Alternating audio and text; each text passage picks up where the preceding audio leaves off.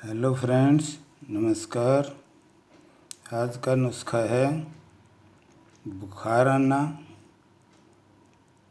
और बुखार की वजह से सिर दर्द, खांसी, बलगम, फेफड़ों में घर घर की आवाज़ आना। तो 2 चम्मच सौंफ एक पतीले में डाल के 1 गिलास पानी में उबालें। 1 इंच अदरक का टुकड़ा कद्दूकस करके डाल दें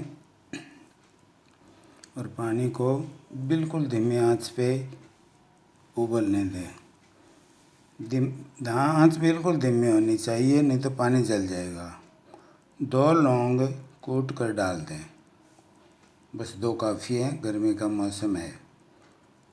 तो आंच को धीरे धीरे रखें, बिल्कुल धीमी गैस को रखें, उबलने दें।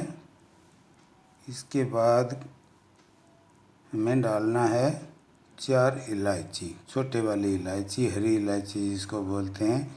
4 इलायची कूट के क्रश करके अच्छी तरह छिलके समेत डाल दें, ताकि गर्मी ना होवे। काढ़े की जो चीज़ें हैं ये गर्म ना करें। और सौंफ भी इसी को गर्मी को हटाने के लिए होती है।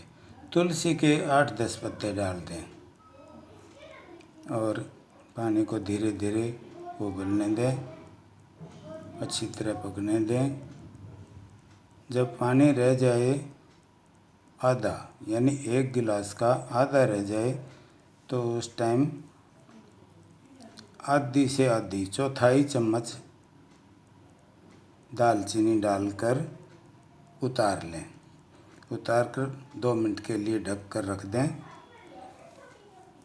सब चीज़ों को अच्छी तरह से जूस आने दें उसके अंदर। फिर 2 मिनट के बाद छान लें। छान कर चाहो तो मिश्री मिलाकर पी लो, और नहीं तो वैसे भी बहुत अच्छा है, बिना मिश्री के भी ठीक है। शुगर पेशेंट्स में मिश्री ना मिलाएं। ये गर्भवती स्त्रियों को कोशिश करें भी ना दें, क्योंकि गर्म है। हालांकि सौंफ डाल दी गई है और इलायची भी छोटी डाल दी गई है, तो इतनी गर्मी तो नहीं रहेगी। फिर भी डर रहता है, गर्भवती स्त्रियों को नहीं देना है।